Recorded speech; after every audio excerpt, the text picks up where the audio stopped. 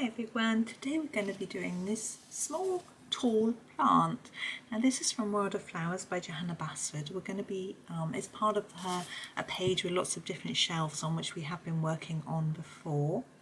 I just thought we would just do this small one today. Now we're going to start with the background. We haven't actually done any orange backgrounds on this page, so I thought I would just start by grabbing an orange and doing the background. So I'm just really grabbing quite a random one really. This one here, it's called Orange Lake. We'll just have a go and see what it looks like. Now this is, I want to press quite lightly with this, and I'm going quite slowly because these petals are so small. It's very likely that I will go over the top of them if I'm not too careful. So I'm just going slowly because I'm not very good at staying in the lines. I can see I've already gone over them a little bit. But I'll keep trying and see what happens really. I don't worry about going over the lines too much. I obviously don't want to colour over the whole leaf like that, but I don't want to get myself stressed when I'm colouring. I mean, I've been doing a book, a picture at the moment from a different book, and I completely messed up the background and coloured something as background which is actually isn't. I'll show you, hold on. Oh, I'll just zoom out so you can see properly. Sorry, bit of a distraction. So this is the book, it's Rita Berman's book, and I've done this sunrise, sunset type background, and here look, can you see? I coloured in there thinking it was background, then realised it's actually the pot. And so I've erased it, but it still shows enough for it to make a difference when I'm colouring this. So I haven't worried because I think, well, I can just do this as in a terracotta colour as long as I do it brown enough so it stands out from the sky. So I've just had a relaxed approach to it. I've erased it as best I can. It's, you know, it's not perfect, and I have just based my choice on it. I also had an accident the other day too. I was in Millie Marotta's book, Secrets of the Sea, her newish book, her latest book, I should say.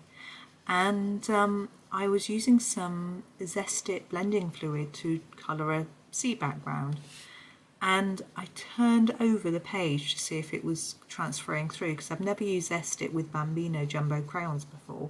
And I thought, is it going through? I'm quite happy with that. I should have zoomed you back in, I'm sorry. But I'm tempted to do another layer, but most of these pictures are quite light in the background, but I'm just going to do another light layer to try and bring it all together a little bit better. Anyway, I looked on the back and it looked to me like the colour was going through the page. And I was like, oh. And I just carried on, just trying to keep relaxed. And I was just thinking, well, you know what, if it goes through the page, a picture on the back, I could just do a blue pastel background all over it and then just pick out some of the details either in a blue pen or a white pen, something like that, and we could just disguise the mess. But actually, when it dried out, there was no marking whatsoever on the page behind, so it just shows you that you shouldn't immediately panic and worry, that there's a way around it. So we can always find a little solution. If you struggle to find a solution, go onto a colouring group or Instagram or something like that and ask for help. There's so many people out there with brilliant ideas that can help you. So, you know, you never know. Right, now we've done that, we need to do the pot, I think. And I'm trying to think what colour, you know, we'll go with that orange and stand out at the same time. Purple and orange are quite opposites-ish on the colour wheel, so I'm really tempted to have a go at that. I think it might provide a bit of a fun clash, and then with the green as well. So I'm just sharpening this one. I'm going to use the Mulberry, which I think is the darkest purple. I'm avoiding using my absolutely favourite purple because I'm going to end up using it up if I keep using it for everything, but it's just really pretty. If you want to know which one, it's the Purple Lake Deep. I love it. This one's quite similar. It's a nice intense purple, dark.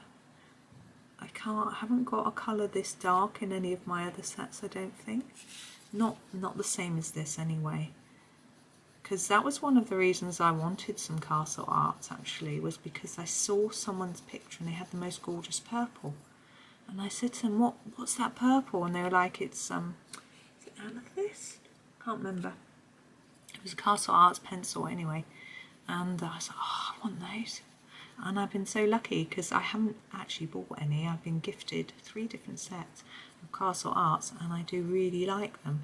I find them quite similar to polychromos in some ways, that you have to layer them up a bit and they do show paper through, which is okay. You can layer them up enough to push them into the paper, but you know, I don't mind showing some through. It's all according to what you want. You can, as I say, you can keep layering it up if you want to. I've chosen my green, but I'm going to do 2 greens because it's such a small picture. I think we need to put a bit of effort in, and so I'm going to use the hooker's green for the stem and some of the leaves, and I'm going to use a lighter shade to finish them off. Although they're quite small, with leaves this small, I normally would just block it in with one colour. But because this is the only feature of this little bit of the page, then I think I can make the effort to do more than one colour. So I'm just putting more layers on the leaves near the stem and then reducing it as we go towards the tip of the leaf. Now I like this page because we've got a background on each bit. And if you don't want to do them in a similar way, because I've done mine all quite light in a plain colour, you could use it as a way to experiment with different backgrounds. I have done that on a different page in World of Flowers in my first copy. And so it means that backgrounds are so daunting. You had a whole page, as I showed you with the Rita Berman picture, that was a double page background. And actually I was a bit daunted to start with, but because her books are a bit smaller than these, it makes it slightly less daunting. And apart from my little mistake, I was really happy with how it came out. Well, I was anyway. I was happy with how it came out. So that was good. Now I'm going to use another slightly bluey green because the hooker's green is slightly bluey green, I always find. Although that can vary a little bit between brands. You do have to be careful relying on the name. Look at the colour, because different manufacturers call things different names. Like this is a Pthalo green light, which to me looks quite similar to the one in the polychromo set, but isn't as light as the one in the polychromos. They also spell the word Pthalo different, which is interesting, but not relevant really. So what I'm going to do is I'm not going to go over the whole leaf. I'm going to start on the tip and do quite a hard layer and then just join it up to the other colour. I don't want to go over the dark bit too much, and that's because if I do, it will lighten it, and the whole point is to try and see that we've got 2 different colours here, a lighter and a darker. But the hooker's green isn't quite as dark as I had thought it was going to be, but that's okay. I hope everyone is enjoying their colouring. If you have lost your colouring mojo, watching videos can help, but do try and colour along just a little bit. You know, even if you've got a scrap piece of paper and just scribbling or something, do something and that will help you get back into things. I'm going to go back to my orange lake and just fill in a few, oops, there he is, and just fill in a few gaps because I can see some white paper now, like here. I don't know how clear it is on the video, where I haven't gone quite up to the lines.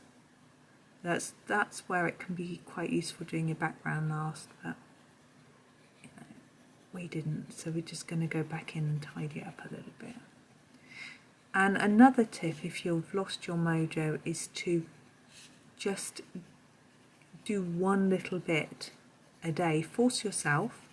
If you want to colour but you sort of can't, then force yourself to just do a little bit a day, and you will get your mojo back. Otherwise, if you've got other hobbies that you're really enjoying, just do them.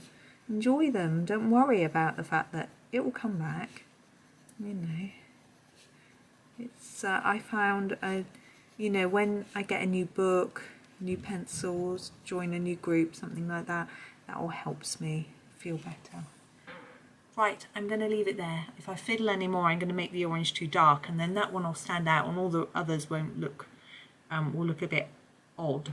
So anyway, there we go for that one. As I say, a little bit short because it's only a little plant. But I hope you like that colour combination. It's not one that I would have used really before. I just thought it'd be fun to try something different, and I like it. So I hope you like it too. If you don't, just do something different. Don't copy me. But thank you very much for watching, and happy colouring.